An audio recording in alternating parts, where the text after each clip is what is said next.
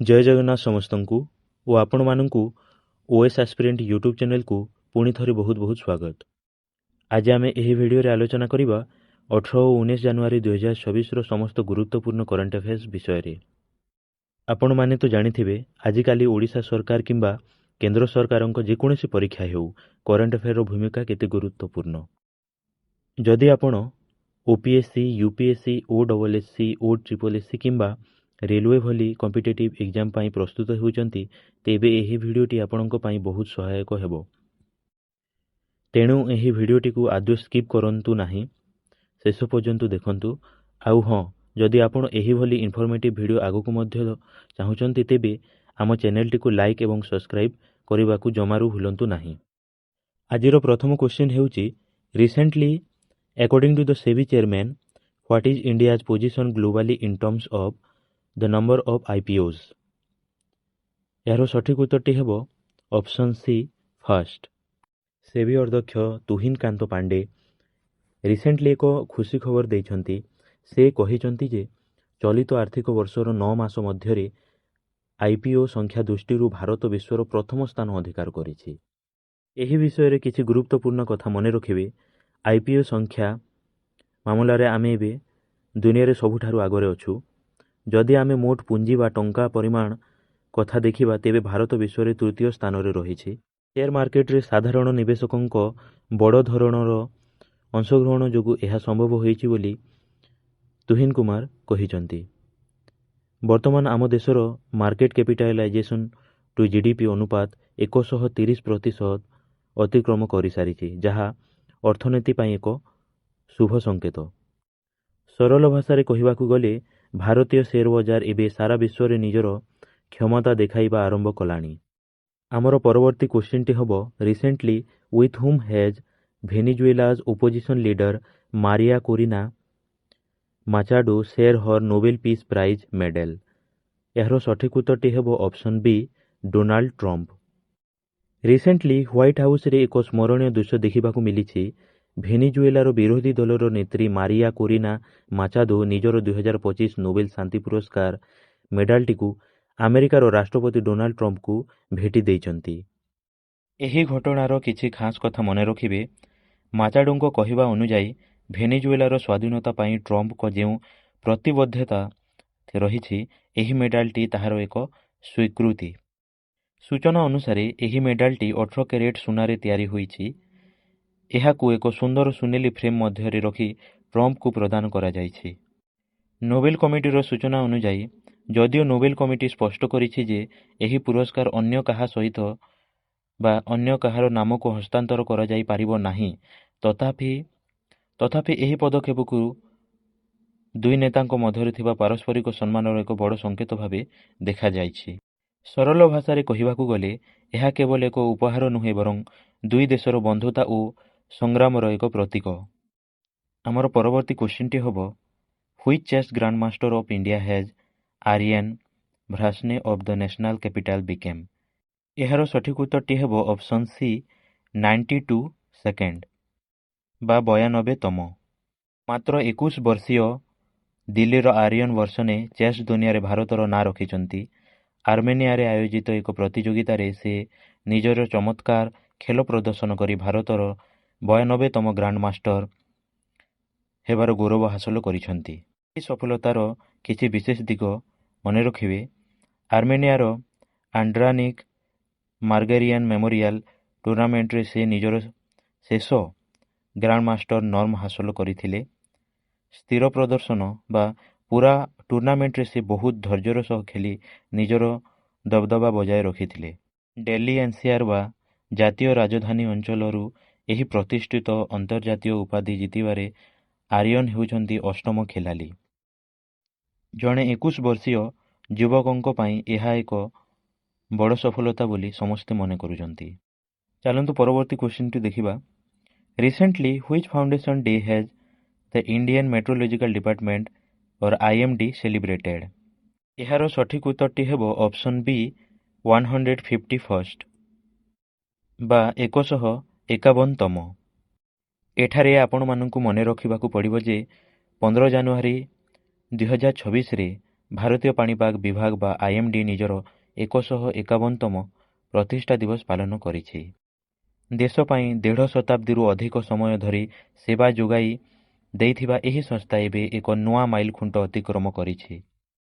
ଏହି ସଫଳତା ସହିତ ଜଡ଼ିତ କିଛି ମୁଖ୍ୟ କଥା ମନେ ରଖିବେ।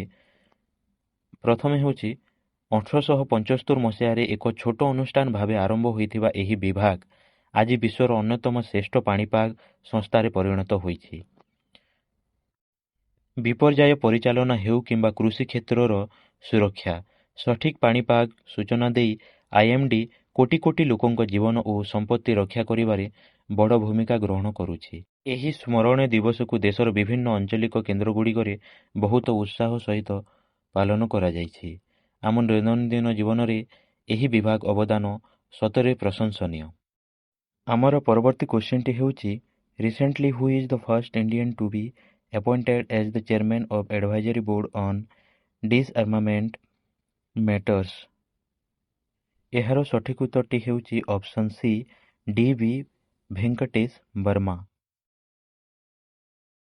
ଜଣେ ଅଭିଜ୍ଞ ଭାରତୀୟ କୂଟନୀତିଜ୍ଞ ଭାବରେ DB ଭେଙ୍କଟେଶ ବର୍ମାଙ୍କୁ ଏକ ବଡ଼ ସଫଳତା ମିଳିଛି। ସେ 2026-27 ବର୍ଷ ପାଇଁ ଜାତିସଂଘ ବା UN ମହାସଚିବଙ୍କ ନିରସ୍ତ୍ରୀକରଣ ପରାମର୍ଶଦାତା ବୋର୍ଡର ଅଧ୍ୟକ୍ଷ ଭାବେ ନିଯୁକ୍ତ ହୋଇଛନ୍ତି।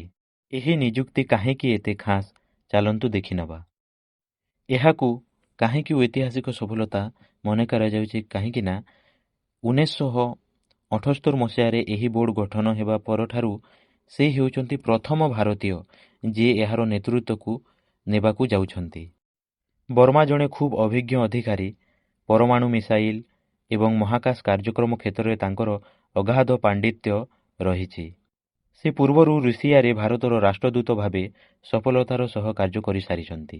ବିଶ୍ୱ ଶାନ୍ତି ଏବଂ ଅସ୍ତ୍ରଶସ୍ତ୍ର ନିୟନ୍ତ୍ରଣ ଦିଗରେ ଭାରତର ଏହି ପ୍ରଭାବ ସତରେ ପ୍ରଶଂସନୀୟ। ଆମର ପରବର୍ତ୍ତୀ କ୍ୱେଶ୍ଚିନ୍ଟି ହେବ, who will launch India's first world class index responsible nations index? ଏହାର ସଠିକ୍ ଉତ୍ତରଟି ହେବ option B, world intellectual foundation. World intellectual foundation ସହିତ JNU and IIM ମୁମ୍ବାଇ ମିଶି ଏକ ନୂଆ ବିଶ୍ୱସ୍ତରୀୟ ଢାଞ୍ଚା ରେସ୍ପନ୍ସିବଲ୍ ନେସନ୍ ଇଣ୍ଡେକ୍ସ ପ୍ରସ୍ତୁତ କରିଛନ୍ତି। ଏହି ଇଣ୍ଡେକ୍ସ ଜରିଆରେ ବିଶ୍ୱର 154ଟି ଦେଶକୁ ସେମାନଙ୍କର ଦାୟିତ୍ୱବୋଧ ଆଧାରରେ ପରଖାଯାଇଛି। ଏହି ରିପୋର୍ଟର କିଛି ମୁଖ୍ୟ ଦିଗ ମନେ ରଖିବେ। ଏହି ଇଣ୍ଡେକ୍ସରେ ଦେଶଗୁଡ଼ିକର ନୈତିକ ଆଚରଣ, ପରିବେଶ ସୁରକ୍ଷା ଏବଂ ନିଜ ନାଗରିକମାନଙ୍କ ପ୍ରତି ଥିବା ଦାୟିତ୍ୱକୁ ଗୁରୁତ୍ୱ ଦିଆଯାଇଛି।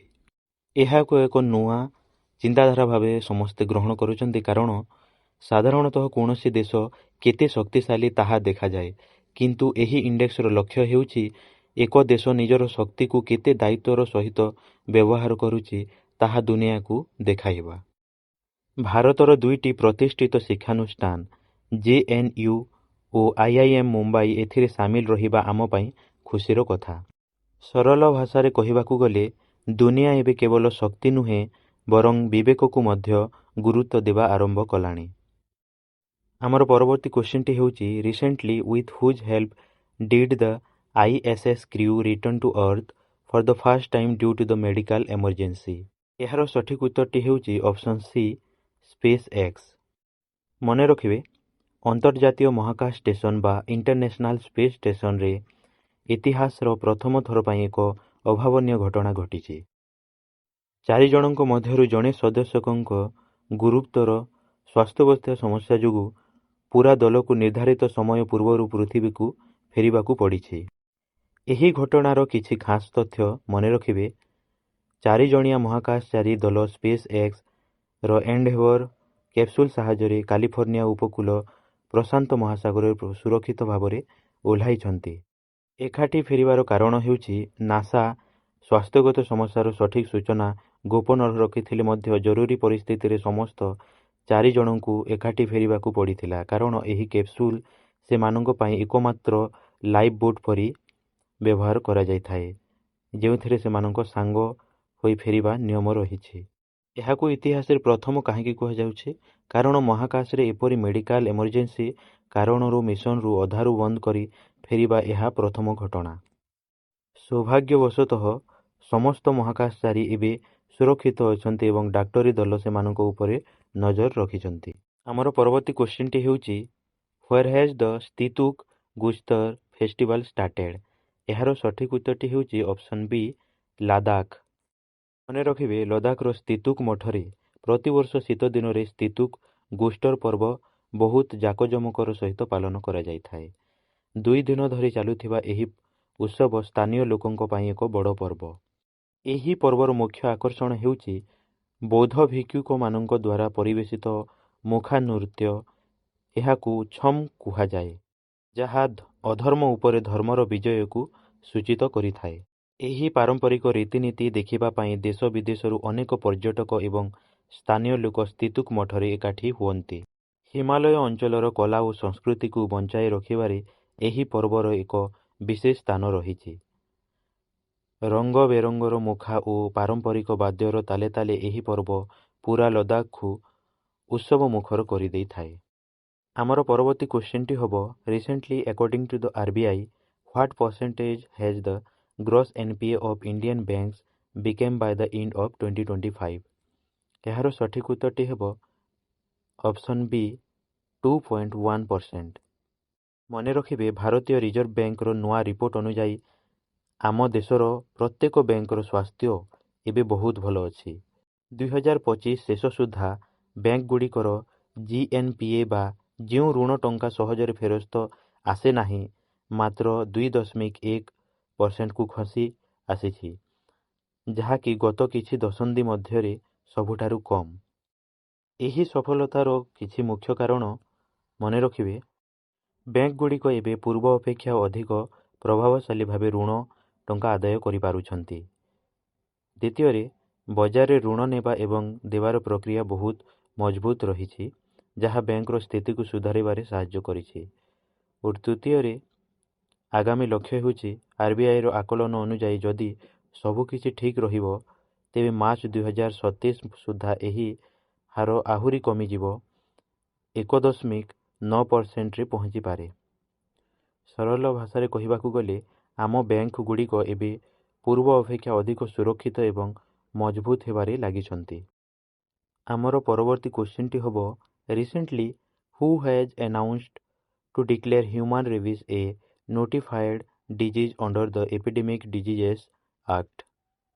ଏହାର ସଠିକ୍ ଉତ୍ତରଟି ହେବ ଅପସନ୍ ବି ଦିଲ୍ଲୀ। ଦିଲ୍ଲୀ ସରକାର ଏବେ ରେବିସ୍ ବା ଜଳାନ୍ତକ ରୋଗକୁ ଏକ ନୋଟିଫାଏବଲ୍ ଡିଜିଜ୍ ଭାବେ ଘୋଷଣା କରିଛନ୍ତି। ଏହାର ଅର୍ଥ ହେଉଛି ଏହି ରୋଗ ବିଷୟରେ ସରକାରଙ୍କୁ ଜଣାଇବା ଏବେ ବାଧ୍ୟତାମୂଳକ ହୋଇଯାଇଛି। ଏବେ ସମସ୍ତ ସରକାରୀ ଏବଂ ଘରୋଇ ଡାକ୍ତରଖାନାଗୁଡ଼ିକ ପାଇଁ ଏହା ବାଧ୍ୟତାମୂଳକ ଯେ ଯଦି କୌଣସି ବ୍ୟକ୍ତିଙ୍କଠାରେ ଜଳାନ୍ତକ ରୋଗର ଲକ୍ଷଣ ଦେଖାଯାଏ ବା ରୋଗ ଚିହ୍ନଟ ହୁଏ, ତେବେ ତୁରନ୍ତ ସ୍ୱାସ୍ଥ୍ୟ ବିଭାଗକୁ ଖବର ଦେବାକୁ ହେବ। ଯାହାର ମୁଖ୍ୟ ଲକ୍ଷ୍ୟ ହେଉଛି ୱାନ୍ ହେଲ୍ଥ ଅଭିଯାନ ଅଧୀନରେ ଦିଲ୍ଲୀକୁ ଜଳାନ୍ତକ ମୁକ୍ତ କରିବା ଏବଂ କୁକୁର କାମୁଡ଼ା ଯୋଗୁଁ ହେଉଥିବା ମୃତ୍ୟୁକୁ ଶୂନ୍ୟକୁ ଆଣିବା। ଏହାଦ୍ୱାରା ସରକାର ରୋଗର ବ୍ୟାପକ ଉପରେ ସଠିକ୍ ଭାବେ ନଜର ରଖିପାରିବେ ଏବଂ ଏହାର ନିରାକରଣ ପାଇଁ ଉଚିତ ପଦକ୍ଷେପ ନେଇପାରିବେ ବୋଲି କହିଛନ୍ତି। ସରଳ ଭାଷାରେ କହିବାକୁ ଗଲେ, ସହରକୁ ସୁରକ୍ଷିତ ରଖିବା ପାଇଁ ଏହା ଏକ ସଚେତନମୂଳକ ପଦକ୍ଷେପ ଅଟେ। ଆମର ପରବର୍ତ୍ତୀ କ୍ୱେଶ୍ଚିନ୍ଟି ହେବ Which will be the first human-made object to reach a distance of 1 light day from Earth? ଏହାର ସଠିକ୍ ଉତ୍ତରଟି ହେବ ଅପସନ୍ ସି ଭୋଏଜର 1। 1977 ମସିହାରେ ପୃଥିବୀରୁ ଯାତ୍ରା ଆରମ୍ଭ କରିଥିବା ଭୋଏଜର 1 ଏବେ ମଣିଷ ତିଆରି ସବୁଠାରୁ ଦୂରବର୍ତ୍ତୀ ବସ୍ତୁରେ ପରିଣତ ହୋଇଛି।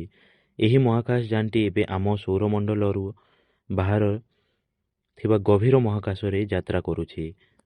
ଏହି ମିଶନର କିଛି ରୋମାଞ୍ଚକ ତଥ୍ୟ ମନେ ରଖିବେ, ଖୁବ୍ ଶୀଘ୍ର ଭୋଏଜର 1 ପୃଥିବୀରୁ ଏକ ଆଲୋକ ଦିବସ ବା 1 ଲାଇଟ୍ ଡେ ଦୂରତା ଅତିକ୍ରମ କରିବାରେ ବିଶ୍ୱର ପ୍ରଥମ ମହାକାଶ ଯାନ ଭାବରେ ପରିଗଣିତ ହେବ।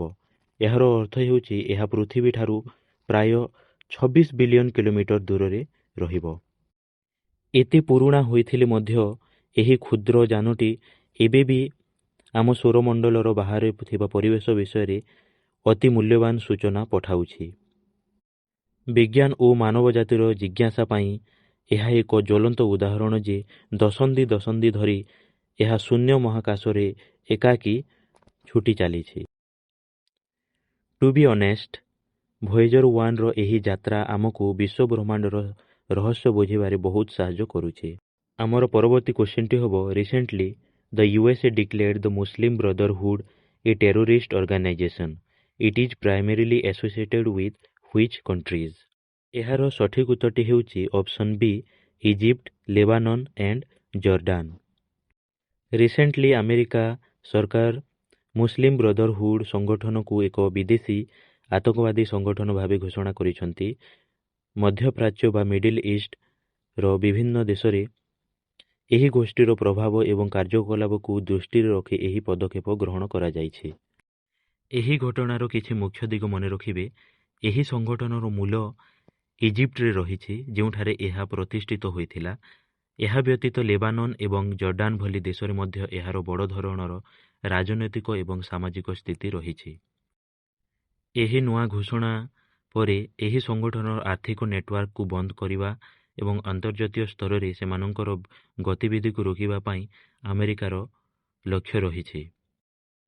ଏହି ନିଷ୍ପତ୍ତି ଫଳରେ ସମ୍ପୃକ୍ତ ଦେଶଗୁଡ଼ିକ ସହିତ ଆମେରିକାର ରାଜନୈତିକ ସମ୍ପର୍କ ଓ ସୁରକ୍ଷା ନୀତିରେ ପରିବର୍ତ୍ତନ ଆସିପାରେ। ସରଳ ଭାଷାରେ କହିବାକୁ ଗଲେ, ଆମେରିକା ଏବେ ଏହି ସଂଗଠନର ଆର୍ଥିକ ଶକ୍ତିକୁ ଦୁର୍ବଳ କରିବା ପାଇଁ ଅଣ୍ଟା ଭିଡ଼ିଛି। ଆମର ପରବର୍ତ୍ତୀ କ୍ୱେଶ୍ଚିନ୍ଟି ହେବ, recently who has been appointed as the director general of the Indo-Tibetan border police or ITBP? ଏହାର ସଠିକ ଉତ୍ତରଟି ହେବ ଶତ୍ରୁଜିତ ସିଂ କପୁର। ଜଣେ ଅଭିଜ୍ଞ IPS ଅଫିସର ଭାବରେ ତାଙ୍କୁ ITBPର ନେତୃତ୍ୱ ନେବା ପାଇଁ ନିଯୁକ୍ତି ଦିଆଯାଇଛି। ହିମାଳୟର ଦୁର୍ଗମ ଅଞ୍ଚଳରେ ଭାରତ ଚୀନ ସୀମାକୁ ସୁରକ୍ଷିତ ରଖିବା ପାଇଁ ଏହି ବାହିନୀର ଏକ ପ୍ରମୁଖ ଭୂମିକା ରହିଛି। ଏହି ନିଯୁକ୍ତିର କିଛି ମୁଖ୍ୟ ଦିଗ ମନେ ରଖିବେ। ITBP ହେଉଛି ଏକ ସ୍ୱତନ୍ତ୍ର ପାର୍ବତ୍ୟ ବାହିନୀ। ଶତ୍ରୁଜିତଙ୍କ ନେତୃତ୍ୱରେ ଏହି ବାହିନୀ ଆହୁରି ମଜବୁତ ହେବ ବୋଲି ଆଶା କରାଯାଉଛି। ସେ ବିଶେଷ କରି ସୀମାବର୍ତ୍ତୀ ଅଞ୍ଚଳରେ ଭିତ୍ତିଭୂମିର ବିକାଶ ଏବଂ ଅତି ଉଚ୍ଚ ସ୍ଥାନରେ ମୁତୟନ ହୋଇଥିବା ଯବାନମାନଙ୍କ କଲ୍ୟାଣ ଉପରେ ଗୁରୁତ୍ୱ ଦେବେ। ହିମାଳୟର କଠିନ ପରିସ୍ଥିତିରେ ଯବାନମାନଙ୍କ ଦକ୍ଷତା ବଢ଼ାଇବା ଏବଂ ସୀମାକୁ ଅଧିକ ସୁରକ୍ଷିତ କରିବା ତାଙ୍କର ପ୍ରାଥମିକତା ହେବ। ନିଜର ଅଭିଜ୍ଞତା ବଳରେ ସେ ଦେଶର ସୁରକ୍ଷା ବ୍ୟବସ୍ଥାକୁ ଏକ ନୂଆ ଶିଖରକୁ ନେଇଯିବେ ବୋଲି ସମସ୍ତେ ଆଶାବାଦୀ ଅଛନ୍ତି। ଆମର ପରବର୍ତ୍ତୀ କ୍ୱେଶ୍ଚିନ୍ଟି ହେବ, recently where has the Indian Olympic Association launch the national Olympic education and development program? ଏହାର ସଠିକ ଉତ୍ତରଟି ହେବ ଅପସନ୍ ସି, ଗୁଜରାଟ।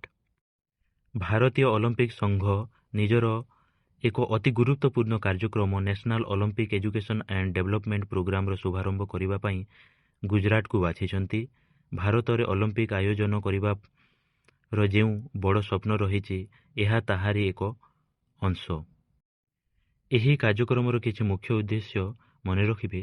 ଛୋଟ ପିଲାମାନଙ୍କ ମନରେ ଉତ୍କର୍ଷତା, ସମ୍ମାନ ଏବଂ ବନ୍ଧୁତା ଭଳି ଅଲିମ୍ପିକ୍ ଆଦର୍ଶ ଭରିବା ପାଇଁ ଏହାକୁ ସ୍କୁଲ ପାଠ୍ୟକ୍ରମରେ ସାମିଲ କରାଯିବ। କେବଳ ସ୍କୁଲ ନୁହେଁ, ବରଂ ଖେଳ ଶିକ୍ଷକ ବା କୋଚ୍ମାନଙ୍କୁ ମଧ୍ୟ ଏହି ନୂଆ ପଦ୍ଧତିରେ ପ୍ରଶିକ୍ଷଣ ଦିଆଯିବ। ଗୁଜରାଟରୁ ଆରମ୍ଭ କରି ସାରା ଦେଶରେ ଏକ ମଜବୁତ କ୍ରୀଡ଼ା ପରିବେଶ ତିଆରି କରିବା ଏହାର ଲକ୍ଷ୍ୟ, ଯଦ୍ୱାରା ଭବିଷ୍ୟତରେ ଆମେ ଅଲିମ୍ପିକ୍ ଗେମ୍ସର ସଫଳ ଆୟୋଜନ କରିପାରିବା। ସରଳ ଭାଷାରେ କହିଲେ, ଆଗାମୀ ଦିନରେ ଭାରତୀୟ ଖେଳାଳିମାନଙ୍କୁ ବିଶ୍ୱ ସ୍ତରରେ ଦକ୍ଷ କରିବା ପାଇଁ ଏହା ଏକ ପରିକଳ୍ପନା। ଆମର ପରବର୍ତ୍ତୀ କ୍ୱେଶ୍ଚିନ୍ଟି ହେବ, in the 4th edition of NITI Aayog's expert preparedness index, which of the following states secured the top position among the large states? ଏହାର ସଠିକ ଉତ୍ତରଟି ହେବ ଅପସନ୍ ସି, ମହାରାଷ୍ଟ୍ର।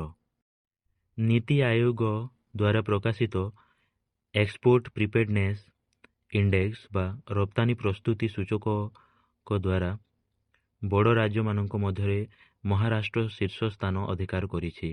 ଏହା ରାଜ୍ୟର ଶିଳ୍ପ ସମୃଦ୍ଧି ଏବଂ ବ୍ୟବସାୟର ଦକ୍ଷତାକୁ ପ୍ରମାଣ କରିଛି। ଏହି ତାଲିକା ପ୍ରସ୍ତୁତ କରିବା ସମୟରେ ରାଜ୍ୟର ସରକାରୀ ନୀତି, ବ୍ୟବସାୟିକ ପରିବେଶ, ରପ୍ତାନି ପାଇଁ ଉପଲବ୍ଧ ସୁବିଧା ଏବଂ ପ୍ରକୃତ ରପ୍ତାନି ପ୍ରଦର୍ଶନକୁ ବିଚାରକୁ ନିଆଯାଇଥାଏ। ମହାରାଷ୍ଟ୍ରର ଉନ୍ନତ ପରିବହନ ଏବଂ ଯୋଗାଣ ବ୍ୟବସ୍ଥା ବା ଲଜିଷ୍ଟିକ୍ସ ଯୋଗୁଁ ଏହି ସଫଳତା ସମ୍ଭବ ହୋଇଛି। ଭାରତର ମୋଟ ରପ୍ତାନି ବାଣିଜ୍ୟରେ ମହାରାଷ୍ଟ୍ର ସବୁଠାରୁ ବଡ଼ ଅବଦାନ କରିଆସୁଛି, ଯାହା ଦେଶର ଅର୍ଥନୀତିକୁ ମଜବୁତ କରିବାରେ ସାହାଯ୍ୟ କରିଆସୁଛି। ସରଳ ଭାଷାରେ କହିବାକୁ ଗଲେ ବ୍ୟବସାୟ ଏବଂ ରପ୍ତାନି କ୍ଷେତ୍ରରେ ମହାରାଷ୍ଟ୍ର ଏବେ ଅନ୍ୟ ରାଜ୍ୟମାନଙ୍କ ପାଇଁ ଏକ ଉଦାହରଣ ସାଜିଛି।